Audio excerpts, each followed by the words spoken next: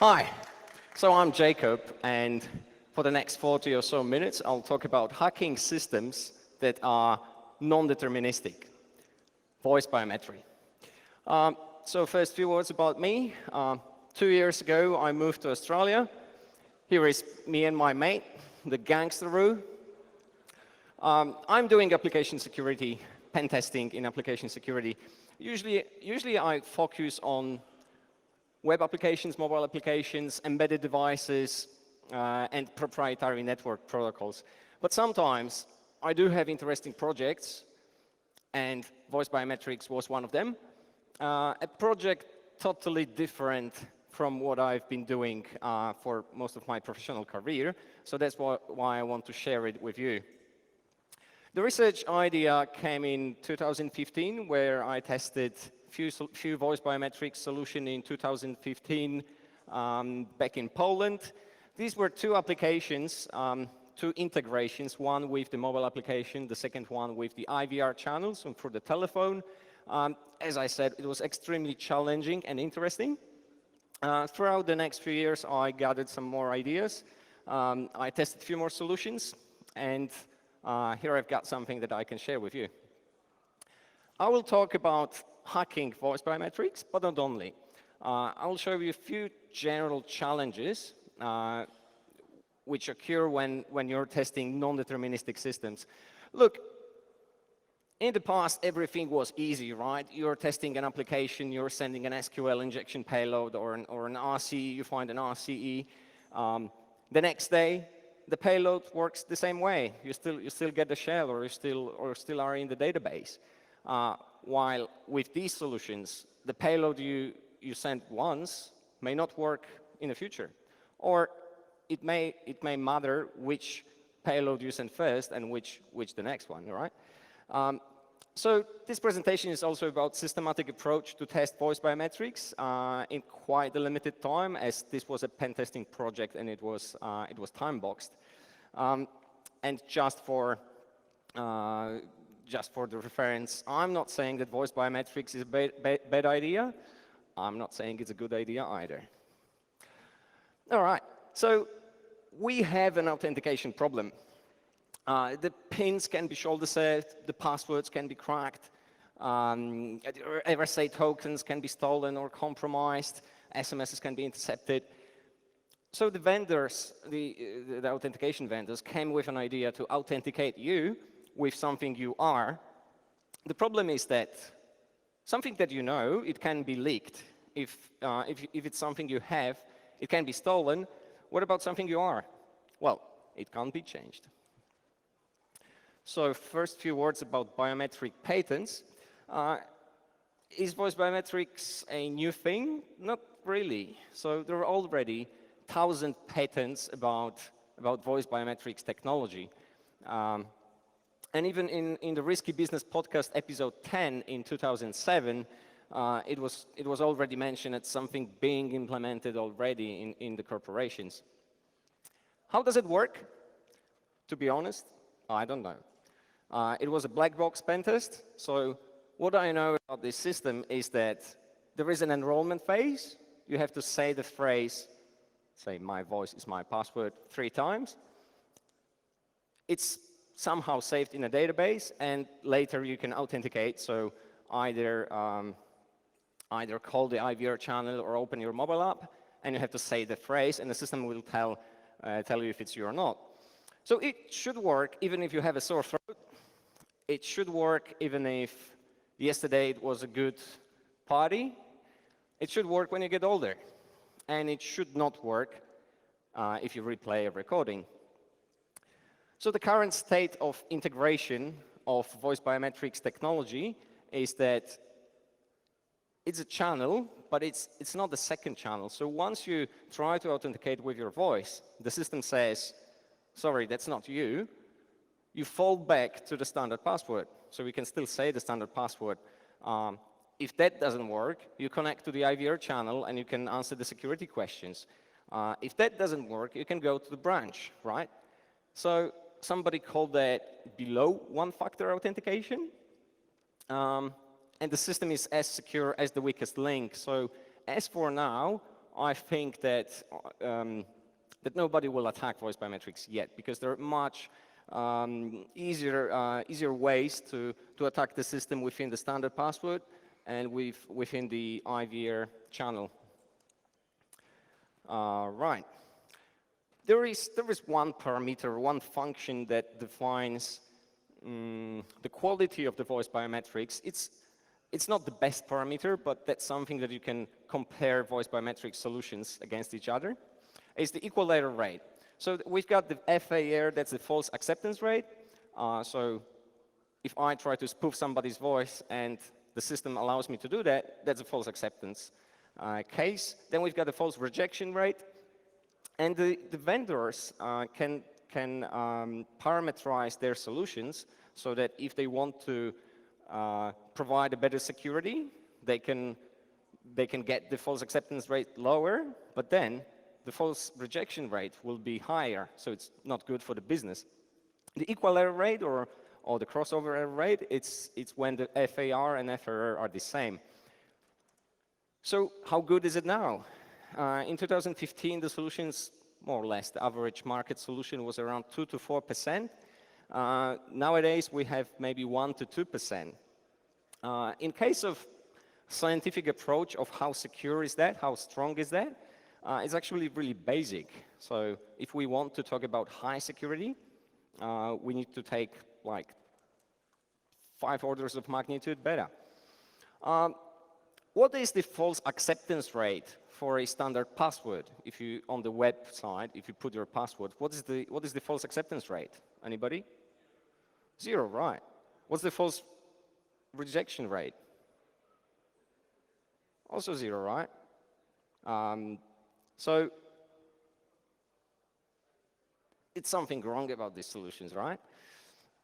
All right, so here is some public data on the values for one of the vendors, that's Nuance. They state on their website that the values are around 1.5%. What does it mean? It means that I can take 100 voice trials from, let's say, from all of you here, and try that against my voice, and I'll have quite a big chance that one of your voices will work. And the other way as well, the horizontal brute force. I can take my voice, try to authenticate as each and every one of you, and that most probably it will work for one of you.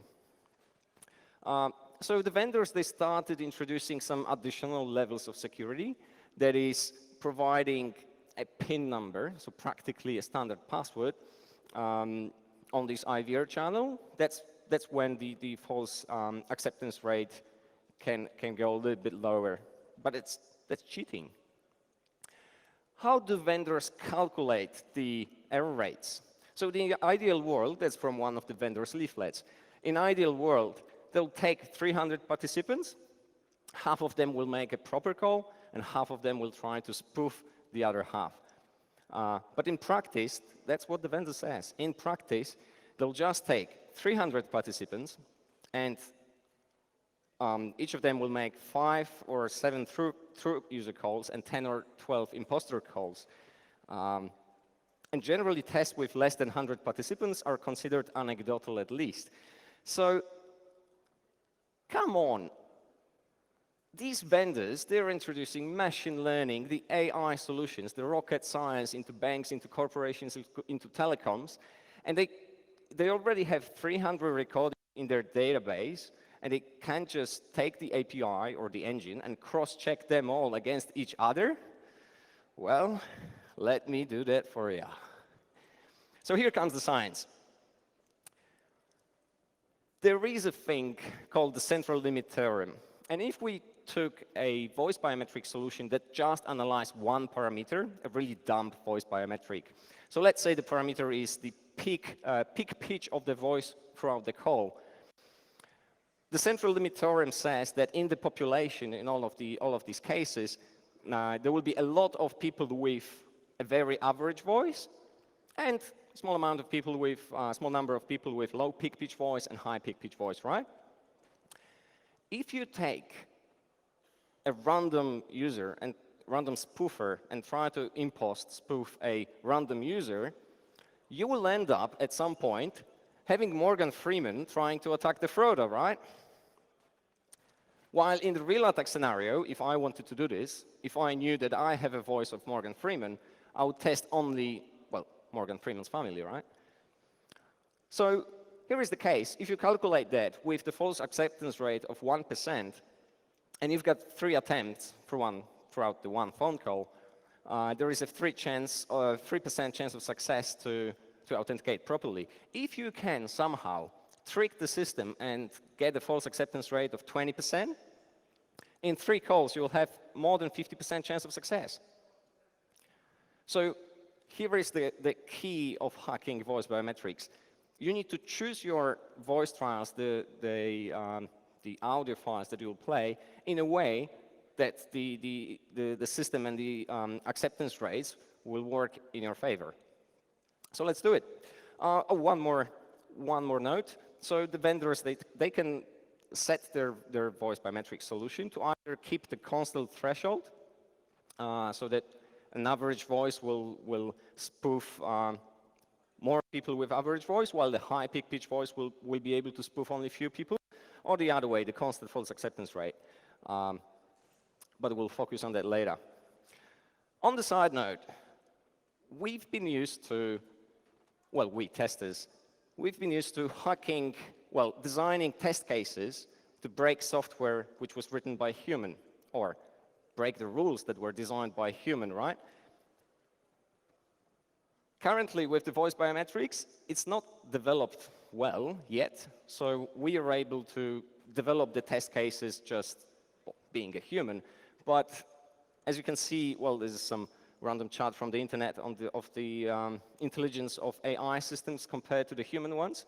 I think that in future, to actually break well-developed AI systems, including voice biometrics or next generation firewalls, behavioral network level analysis, network traffic analysis, and, well, many other security solutions that are based on AI, we will need AI to design test cases. And this is actually happening now. So for the voice biometrics, there are vendors who, well, develop voice authentication systems, but there are companies that they do the opposite. So for example, Google, they've got their own team which wants to prove that a recording of someone saying something is not a real proof, because you can spoof it. And they're working on it, and they've got a team of AI data scientists working on that. So I'd really love to see two AI systems fighting with each other. As for this presentation, I'll show some really simple tricks that allow to design the test cases in a way that you don't need an AI. So let's do a quick threat modeling. We can attack the voice biometric solutions during the enrollment. We can try to bypass the authentication. We can try to break into the system and grab some voice databases. And of course, we can deny service for other customers. I will focus on the authentication bypass. And you can do it in few scenarios. So one of them is the vendor approved, let's say, hiring spoofers and actually trying to make the phone calls, and the horizontal brute force. You can also attack the integration. So there is some piece of technology parsing the voice, and maybe you can exploit the audio codecs. Well, of course, if the solution is integrated within the mobile application, you can try to pentest the mobile API. And of course, abusing the process in some way. For example, falling back to standard password or something like that.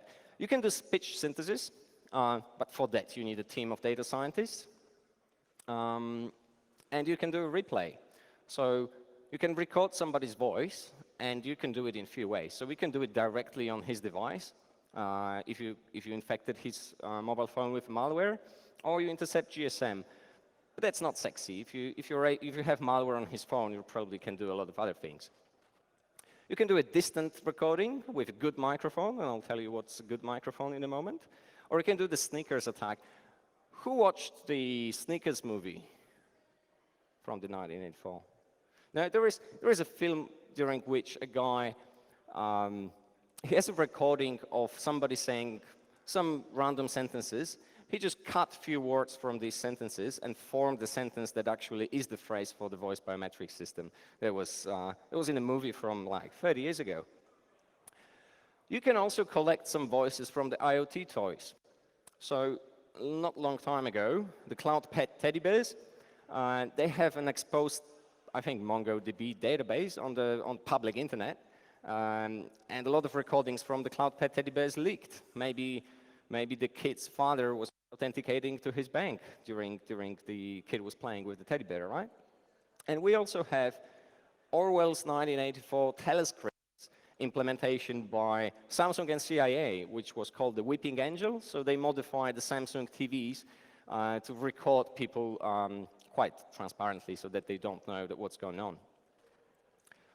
So let's get to it.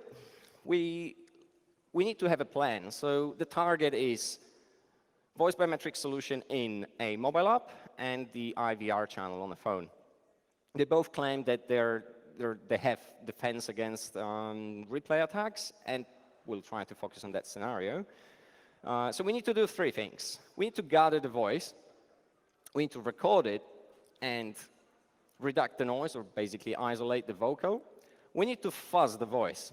So we need to modify the audio files in some way and identify the thresholds for biometry or for replay detection. Then we need to do the actual impersonation. So we need to automate the requests and in some way gather the responses to make some reasoning out of it. How good is a good microphone? Well, here we've got some prices of the tools. Some of them I use them for this research. So the initial research was done with a Nexus 5 and Sony ECM. This standard journalist microphone actually provided one of the best results. You can grab some cheap Aldi microphone. This Rode video mic also gave some good results. But most of them, they were not able to capture voice from more than 5 or 10 meters. If you need more, you can buy more expensive stuff or actually rent it. So here are the prices. That's Australian dollars per day. This one is particularly interesting. So this is a telescope mic used by teams at the football matches. So they want to record the voice, what the players are shouting, right? This is supposed to capture the voice from 50 meters. Right, so we need a directional microphone, right? If I'm in a cafe, I want to just spot the voice from one person. So this Aldi microphone for $15. It's omnidirectional. It will work in all directions. But if you take off the cap, it works quite well within one direction. OK, so we need to record the voice and isolate the vocal. We recorded this in a medium loud environment. So it was a cafe from 5 meters with a cheap microphone. And we did a few tricks. So in other city standard filters like vocal isolation, that won't work. But few other worked quite well. So the noise reduction, high and low pass filter to isolate the best frequencies for the voice, some amplification, adding the legit noise.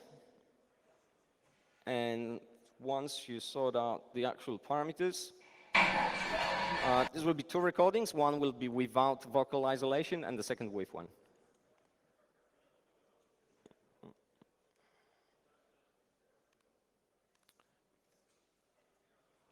That didn't work well. I'll just wait here. This is video mic from 2 meters. And now with vocal isolation. This is video mic from 2 meters. This is actually enough for the voice biometry technology. Now from 5 meters. This is video mic recording with an echo from 5 meters.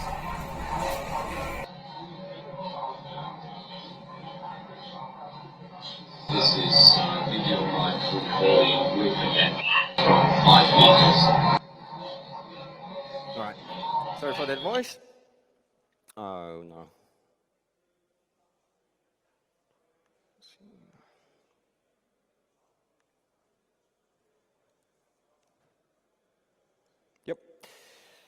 So we were here. So some of the vendors will call this attack cooperative because in a cafe, some normal person will spot you. Well, I don't believe that. So some solutions rely on noise. I'll tell about it in a moment. So that's why we add some legit noise to the isolated vocal. And some IVRs can actually detect noise change during the voice authentication versus the whole call. So if you call the voice biometry endpoint, you're silent during the whole call, but suddenly you turn your player and you play the recording, and there will be some ambient noise there. It will detect it as a spoofing attack. So, right. So we isolated the vocal. Now we need to fuzz it. But like, how to fuzz the voice? Well, first, few things about the thresholds. So there is an original recording, which is a sound wave. There is some threshold. If you modify that sound wave a little bit, it will be detected as a replay attack. Well, a little bit more, that will be perfect. It means that was you. This is the biometry threshold. Then there is the edge case where the small modification will actually make the system not know whether it was a true call or not. So usually the system will ask you to repeat. And of course, all of the other modifications will end up in the incorrect set. So for fuzzing the voice, I use the SOX package in the standard Linux environment. I observed that linear functions should apply the replay detection, but not spectrum and not the biometrics. So I'll be able to still get into the system, but I will bypass the replay attack detection. So I came up with just a few parameters. Usually the voice biometric solutions, they're calculating the voice based on 20 parameters. Well, I'll use just 5. So different level of noise reduction, pitch levels, speed levels, some random pauses between each word, and some background noise. And I'll play you Authentication. My voice is my password. Authentication. My voice is my password. Play it louder. Authentication.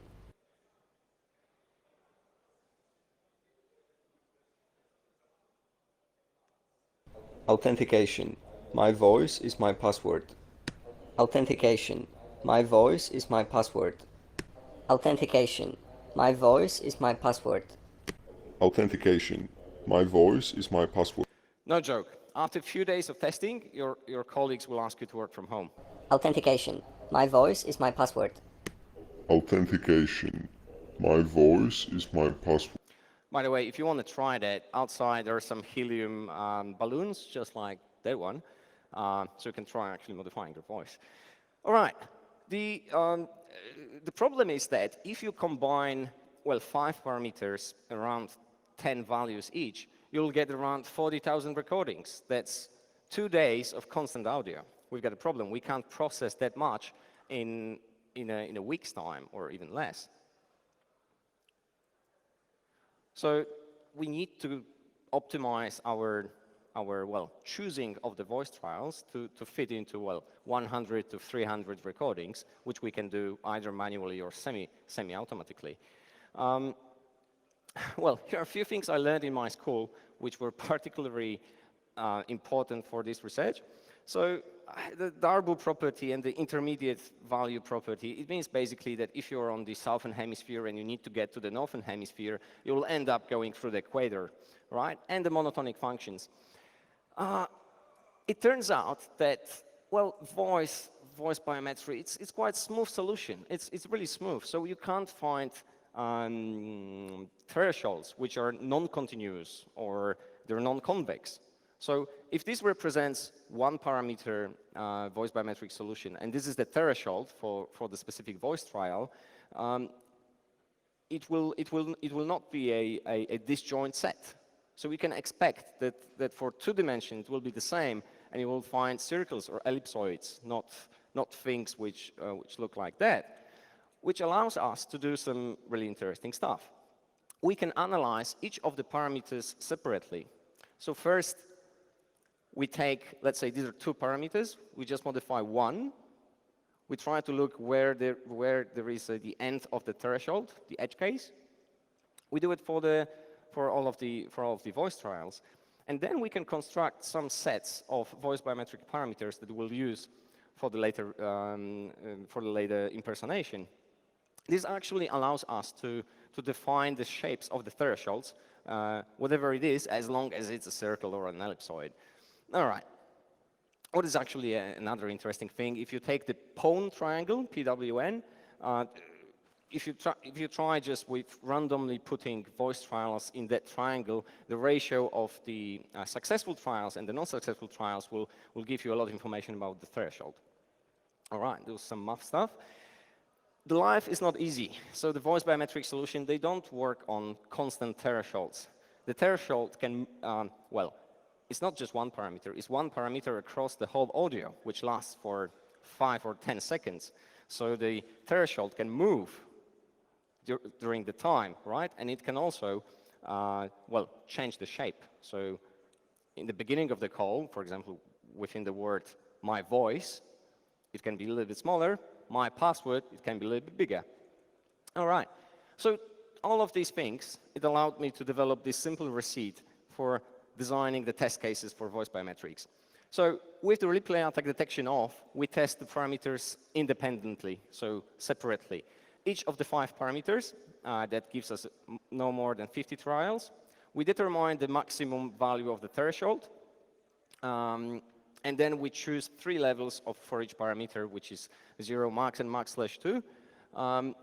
Then we combine these parameters together. So for 5 parameters at just 3 levels, we do all of the combinations, and that gives just 250 trials.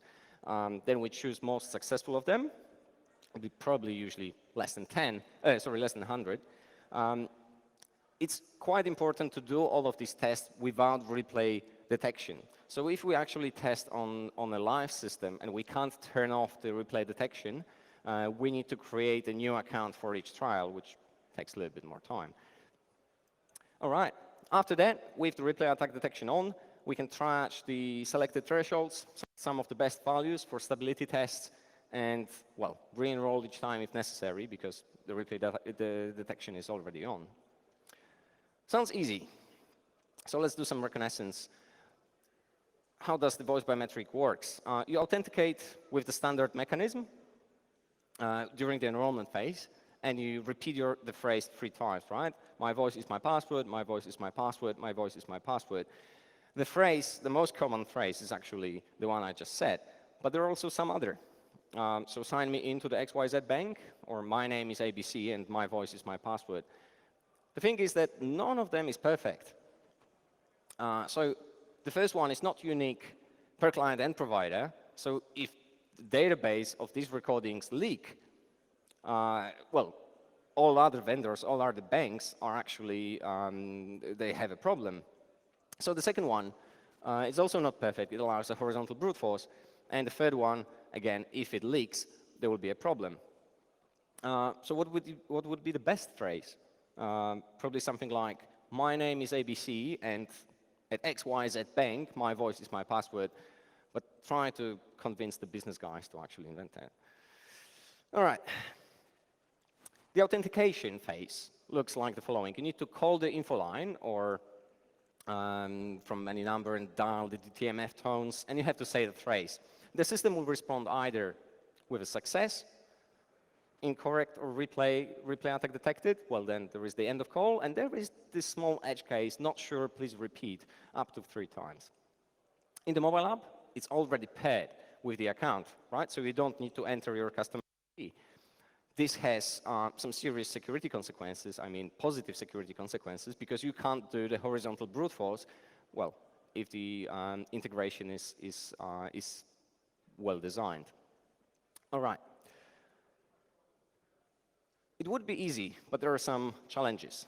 And the first one occurred when I created an account, enrolled the voice, I authenticated properly, and abused the system in some way.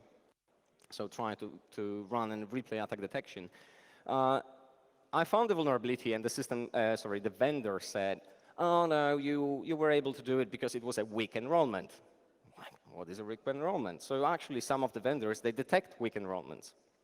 So we need to think about, like, you have to have a proper silent environment to record the voice in a good environment. Then the machine learning mechanisms. So the more proper authentications, here in step 2, the system will know your voice better, and it will have the better thresholds. So if you're doing a quick pen test in a week's time, the vendor can just say, oh, our customers usually, they usually use the solution each day for 5 times a day, so this won't be the case for majority of our customers. Come on, one is enough. We can just attack somebody who just enrolled. All right. So yeah, try to repeat the whole attack vector many times, and for multiple with multiple authentications in between. Next challenge: you create an account and enroll your voice with some voice. Now you create a second account, but you try to use the same voice. The question is it even possible? And does it affect the replay detection? So maybe the system will actually think, oh no, you can't enroll your voice because somebody else used your voice already. So you need more voices. More challenges. So you create an account, you enroll the voice, and you transform it with some function. Then you pass it to the system, and the system says it's incorrect. But you repeat that process in the same way, but you just use another voice. And it turns out that it works, and the system accepts you. So some attacks will work only for a specific set of people with some specific characteristics of voice, let's say low voices or high voices. But it's still a vulnerability. But you need more voices. Yeah, so here is some short video of how to collect the voices. I'll just play it somewhere here. Just for science. That's all right. Thanks. No? Okay. So you can just go on a street and ask people. It will work. It works the best if you say, I'm doing this university research, and please help me. That's it.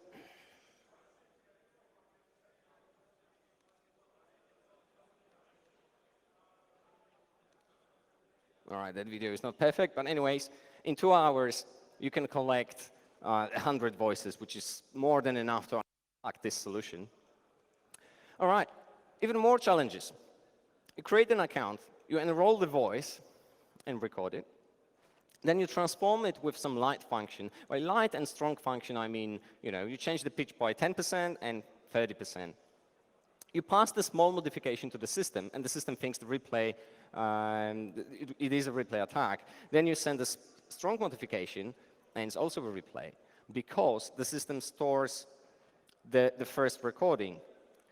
Now, if you run the test in the other order, so if you first send the strong function, it will actually work, and you will be able to spoof the voice. So previous authentication affect the future ones, and that's why I was talking about turning off the replay attack detection during the first set of tests, the learning mode. Now the challenge or a process weakness. So you create an account, you enroll the voice, you transform it with some function. Then you pass it to the system says, we are unsure, please repeat. Do it the second time, the same recording without any modification, well, with this one modification. The system says, unsure, please repeat. But if you do it the third time, the system says, all right, we can allow you to do it. So in the third step, in the third, attempt, the system lowered the thresholds just to help the business false rejection rate, so that not to piss off the clients. And it can happen that the thresholds will be changed within one call. So in some solutions, it's worth to send some crap in the first 2 attempts and then send the real payload in the third attempt. Right? The last challenge. You create an account, you enroll the voice, then you transform it with a small and big functions. Right? You pass the big modification to the system, it's a success. Then you pass a small modification many times, always a failure. But then you try to send the big modification, and the system says it's an incorrect attempt, but it's not a replay. What can happen is that different thresholds, the system may simply detect that something wrong is going on. If it's receiving a lot of spoofed calls, the thresholds may be just lowered, or actually high, getting them a little bit higher. If a brute force attack is attempted on a system. All right. So the hint is to identify the thresholds on mule accounts or on different accounts and attack only after you identify the thresholds. All right, I lied. This is the last challenge. You create an account, you enroll the voice, you pass the recording, it's all good. You modify the vocal, but the noise stays the same. And you pass it to the system, and the system says the replay is detected. So what happened is that some solutions, they include the noise in the biometry analysis of whether it's your voice or not. So even if it is you and you're not playing it from the recording, if the noise is exactly the same as it used to be in the previous recording, it will be a replay. So we need to generate a new noise for each trial. The aftermath, after a week of modifying my voice is my password, more or less a stable replay attack detection bypass in a more or less a standard environment. So this was recorded in a cafe from 5 meters. Thresholds were set to normal, so it was both acceptable by the business and it was, well, quite secure. The process was hacked, so the modification sent in the last step was, well, it played a huge role, but it was not the only attack vector. The tests were gray box, so it required turning off during the identifying threshold phase, but that's not a big deal. If you can create like hundreds of accounts, you'll probably get through even without turning off the replay attack detection. And there was no IDS, so we had a lot of mule accounts for testing, and thresholds was not increasing, right? Well, there are some limitations. The interesting part is how we did the impersonation phase. So we need to automate the requests and gather the responses. So I use a basic setup with Skype for Pi. It's just a Python client for connecting to Skype API. It's not perfect, but it's working. Max 1 connection per a time. This was quite a big restriction. But it was easy to integrate, and it actually generated its own noise. So this helped a lot as well. But any other voice over IP solution will work. You can also do a trick with playing the recordings from the mobile application using a jack cable and reprogramming the audio input and output. Then you need to relay the audio input and output. That was quite easy. So the spoofer was in Bash and Python, and with Pavu control, I turned off the physical microphone. The audio output from the recordings I played was transferred to the Skype audio input. The Skype audio output was transferred into the microphone so that it gets back to the phone line. And then, well, a play will talk to Skype and a record will collect from Skype. We need to dial into the IVR mode and the IVR user. So we need to use the DTMF tones. That's quite easy. You just play some proper wavelengths through SOCs. And then the response gathering. So it's perfect if you have an API access, if you're testing a mobile app, but within the phone tests, you don't have it. So we can do some free speech recognition, like Pocket Sphinx, but it will work only in English. You can do, well, Google Cloud Speech or Amazon Alexa, but you can do, gather the response and just analyze the length of the response. So if the system says it's authentication rejected, it will last for around 2 seconds, right? The other one will last for 3 seconds. So we can do a few tricks in SOCs. Just cut the noise at some level. Here is 14%. Pass it to some scripts, and you've got the response. So the aftermath and the end-up process was that we take the next voice print that we generated, we call the number, dial DTMF tones to get to the menu, play the voice print, Then we collect the response. Based on that, we decide whether to play it again or just end the call and analyze it and add it to the results. It's good to ask the provider, the vendor, for recordings on the provider's side, simply because something may not work in your scripts, and you can be passing some crap, and you won't know why it's not working. So that's good to do. All right, last few ideas about hacking the integration within the mobile apps. So in one of these solutions, the post request, the voice was sent in a post request, so here was some WAV file contents, and there was a parameter in the same request, f, being 44,100. So, well, it's easy to guess what's that. It was a frequency. What happened if you change this frequency to 1? The system will try to, I don't know, extract the audio with the same limit of the file, but it will try to generate a file which is 44,000 longer, and will DOS the system. So often, biometrics is actually implemented as a separate box. It's just a box that is sold by the vendor and put in somewhere in between the IVR channel and the banking system. The web and IVR mobile code is often a third party. So the telecoms, the banks, the corporations, they don't they don't have a control of software and of the libraries inside the mobile applications.